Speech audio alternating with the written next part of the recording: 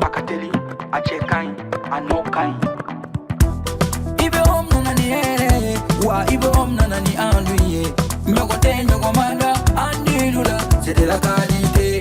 Nyogote nyogomanda andilula, c'est le numéro 1. Sokononala, abe mana mana, halikene malala, abe mana mana ke. Ukasi manko, c'est recommandé. Ukasi manko, c'est de la qualité. Andi Baratelima, Cheluma, Somota Matemedia, Somota matemedia. Andi Baratelima, Telima, Wadaka di Tro. Sojo na la fiera, petiri ke la fiera. Ibe om nanani hera Mali on severa.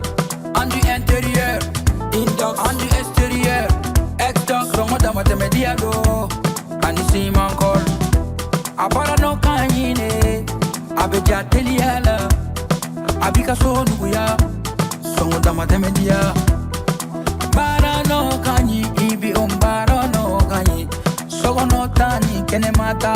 Abara no kanyi. Ibi ibi ibi ibi ibi ibi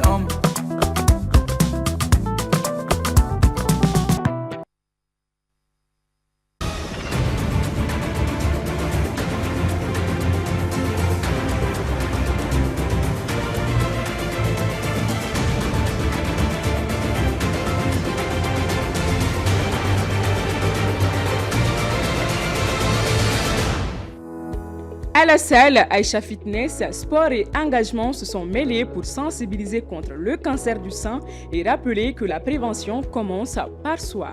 Plus de détails tout à l'heure. Depuis le Cap-Vert, les Aigles-Dames ont entamé leur première séance d'entraînement pour la CAN féminine Maroc 2026 sous la direction de Birama Konaté, bien décidés à décrocher leur ticket pour le Maroc. Kadiatou Barayoro nous en dira plus dans ce journal. Et bienvenue dans votre édition du soir. Au plaisir de vous retrouver. Comme annoncé, à l'occasion d'Octobre Rose, la salle Aïcha Fitness a mêlé sport et engagement pour sensibiliser contre le cancer du sein. Entre exercice physique, conseils de dépistage et témoignages de survivantes, l'événement a rappelé que la prévention commence par la connaissance de son corps. Moussa Niang. Comme chaque année, Aïcha Fit s'est mobilisée pour soutenir la campagne Octobre Rose.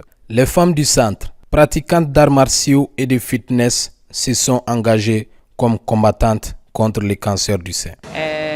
On organise cet événement depuis la création du centre pour faire appel aux femmes de se faire dépister à temps pour pouvoir se prévenir de la maladie du cancer. Nous, en tant que combattantes et pratiquantes d'arts martiaux, et je pense bien que c'est un terrain qui soit vraiment propice pour mener des actions, surtout sur le cancer du sein. Dr Cissé a surtout souligné l'importance du dépistage précoce et de la prévention. Et quand on dit cancer, c'est lorsque les cellules au niveau du sein commencent à se multiplier de façon anarchique, incontrôlée, et donc qui va finalement former une boule au niveau du sein. Et plus tard, cette boule peut s'étendre à d'autres parties de l'organisme. On conseille le dépistage à toute femme jeune, à l'âge mature. Par exemple, dès l'âge de 18 ans, elle peut commencer à se palper de temps en temps le sein. Madame Kanté Kadidjatou, survivante du cancer, a montré aux combattantes comment se palper régulièrement afin d'être informée de son état de santé. Toute femme devrait apprendre à se palper, idéalement une fois après chaque cycle menstruel, afin de détecter tout changement inhabituel au niveau des seins. Pour ces femmes, le sport est une arme. Il renforce le corps, le mental et contribue à la prévention. Et quand on dit cancer, ça parle des femmes. Et le centre étant un centre dédié à la pratique sportive, donc le sport est aussi un moyen délicat de lutter contre cette maladie. Oui, le sport est très important pour la prévention dans le cancer du sein parce que parmi les facteurs de risque, nous retrouvons l'obésité. Donc une femme qui ne bouge pas beaucoup a un très grand risque de faire le cancer du sein. Elle rappelle que se dépister, se palper chaque mois et pratiquer une activité physique sont des gestes simples pour se protéger. Comme on le dit souvent, mieux vaut prévenir que guérir, car là nous préserve toutes. Sur un tout autre registre, 2 retraités ont une même passion pour l'engagement. 10 ans après avoir quitté la vie active, El Hadj et Modibo continuent d'inspirer leur entourage par leur sagesse et leur humilité. Anciens cadres de banque, ils incarnent le service, la rigueur et la fidélité face aux valeurs citoyennes. Des parcours exemplaires à découvrir dans ce portrait croisé signé Issa Sissé. J'ai pris ma retraite en septembre 2016. 2015, il y a 10 ans. Ils ont connu les salles feutrées des banques, les chiffres, les décisions stratégiques. Aujourd'hui, 10 ans après leur départ à la retraite, El Hadj Djoukal Bokoum et Modibo Diarra savourent une vie assez calme. Je viens dans mon gré, je vais en cause, on passe la journée en cause de tout et de rien. On occupe la journée comme ça, bon, sinon c'est pratiquement une monotonie. Hein. J'ai pas de chant. Je ne me plains pas. Je ne me plains pas parce que j'avais accepté la retraite avant d'y aller. Et dans de pareils cas, en général, on se porte pas mal pendant la retraite. Les après-midi, je joue à la pétanque, souvent devant chez moi ici, souvent à d'autres points de jeu. J'ai acquis un champ quand je suis parti à la retraite. Bien que ne regrettant pas d'avoir pris leur retraite, cependant, nos 2 sexagénaires ne perdent pas de vue pour autant le monde du travail. Après ma retraite, je fais des petites choses. Je fais des petites consultations avec certains privés. Comme j'ai été syndicaliste, on m'appelle dans les commissions de conciliation. Le fonds de garantie du secteur privé m'a coopté comme administrateur au sein de son conseil d'administration. Bon, ça, c'est peut-être une fois tous les mois. 10 ans de retraite, mais un esprit toujours en éveil. El Hadj Djoukal Bokoum et Modibo Diarra sont de ceux qui prouvent que la fin de la carrière professionnelle n'est pas une fatalité. Aller à la retraite, ce n'est pas parce qu'on est fini, mais parce qu'il faut céder là. À un certain âge, il faut céder sa place aux autres. Ma vie professionnelle ne me manque pas parce que le travail est tellement difficile que quand on ne veut pas aller à la retraite, c'est que ça cache quelque chose. Beaucoup travailler, pour moi, c'est une très bonne chose. Discret, respecté, toujours disponible. Ces 2 anciens banquiers incarnent une autre forme de richesse, celle du temps partagé, de l'expérience vécue et du savoir transmis. Direction le Cap-Vert où les Aigles d'Âme ont entamé leur première séance d'entraînement sous la houlette du sélectionneur national Birama Konaté en début de campagne marquée par la cohésion et la détermination du groupe sous le regard admiratif de leur chef Fantandaou. Notre envoyé spécial revient sur les temps forts de cette reprise. Suivons.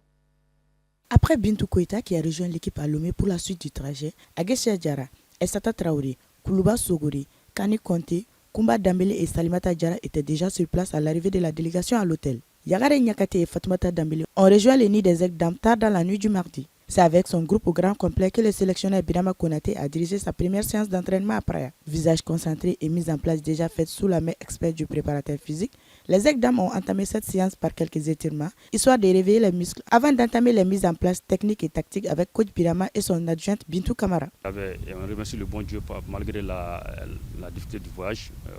Tout le monde est arrivé sain et sauf. Et les docteurs ont fait un travail vraiment remarquable hier soir pour pouvoir récupérer avec les séances de kiné.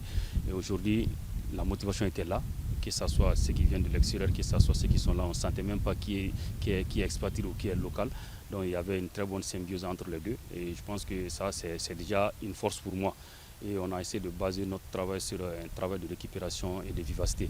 Parce que nous savons que nous sommes face à une équipe qui va avoir de la motivation. Et cette motivation, on va essayer de transformer ça de notre côté, de les donner ça de façon négative. Et dès qu'on a le ballon, on a des joueurs de petite taille, de petite gabarit. Maintenant, c'est à nous maintenant de mettre de l'intensité et du rythme dans nos jeux pour pouvoir les déstabiliser. Pour les joueuses, la séance s'est bien déroulée et elles sont déjà prêtes pour en découdre avec les Cap-Verts. Une expérience enrichissante, on a appris certaines choses avec lui, donc j'espère que l'aventure elle sera meilleure pour nous. L'état d'esprit est au beau fixe. Nous avons les groupes en entier et nous restons focus que sur nous. Donc on espère faire un très grand match. On espère la victoire, hein. On est là pour gagner le match et confirmer à la maison le 28. Et puis c'est un adversaire, c'est vrai qu'on ne connaît pas, qu'on n'a jamais affronté. Donc on a hâte de jouer. On leur demande de nous soutenir, de rester derrière nous et de nous accompagner. On en aura besoin vu que ce sera un match compliqué à l'extérieur. On ne connaît rien de l'équipe adverse, donc on leur demande du soutien et de rester derrière nous. C'est dans une atmosphère détendue et avec le sourire aux lèvres que l'équipe a regagné son hôtel. Maintenant, place à une dernière séance qui fera office de reconnaissance de la pelouse avant le vendredi 24 octobre, jour de match face au Cap-Vert à 15h heure locale, 16h GMT. Et pour boucler ce journal, voici les brèves pour ne rien manquer de ce qui se passe à l'international. Suivons avec Mamadou Diallo. En Ouganda, un terrible carambolage a coûté la vie à 46 personnes dans la nuit du mardi à mercredi. L'accident s'est produit peu après minuit sur l'axe Kampala-Ngulu au niveau du village de Kitaleba, dans le nord du pays. 4 véhicules sont rentrés en collision après qu'un conducteur aurait tenté un dépassement dangereux. Selon les premières informations, dans un premier temps, la police avait évoqué 63 morts avant de réviser son bilan à 46 victimes sur la base des rapports hospitaliers. Les rebelles qui occupent la concession aurifère de Wangiza Mining dans l'est de la République démocratique du Congo ont pillé au moins 500 kg d'or depuis mai, a déclaré la société à Reuters, accusant certains de ses propres employés d'avoir aidé au vol. Au prix actuel, l'or pillé représente une valeur d'environ 70 millions de dollars. La mine est située dans la province de Sud-Kivu, où les rebelles du M23, soutenus par le Rwanda, ont mené cette année une offensive éclair qui leur a permis de s'emparer d'un territoire plus vaste que jamais. Un camion-citerne transportant de l'essence a explosé mardi dans le centre-nord du Nigeria, tuant au moins 31 personnes, a indiqué la police. L'explosion s'est produite dans la région de Bida, après que le camion se soit renversé et que des habitants se sont précipités sur les lieux pour récupérer le carburant qui s'écoulait, a déclaré le porte-parole de la police. Dans un communiqué, il a ajouté que 17 personnes avaient également été blessées dans l'explosion et avaient été transportées vers des hôpitaux voisins. C'est la première fois en France qu'un ancien président se retrouve derrière les barreaux. Nicolas Sarkozy a été incarcéré ce mardi vers 10h. Le 25 septembre, le tribunal correctionnel de Paris l'a condamné à 5 ans de prison pour association de malfaiteurs.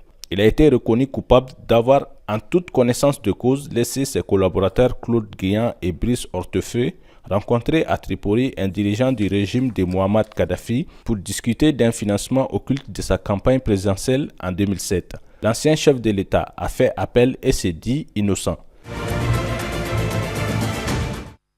Ainsi s'achève donc l'édition d'aujourd'hui. Merci à vous de l'avoir suivi. Très bonne soirée et surtout à demain pour un nouveau rendez-vous d'information. Bonsoir.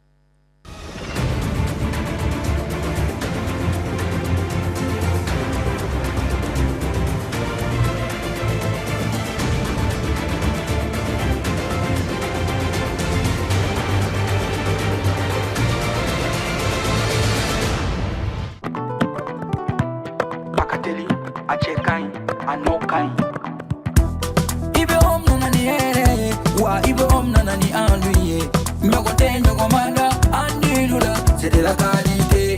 Nyogote nyogomanda andilula, c'est le numéro 1. Sokononala, abe mana mana, halikene malala, abe mana mana ke. Ukasi manko, c'est recommandé. Ukasi manko, c'est de la qualité. Andi paratelima, chenyuma, songo matematia, andi paratelima.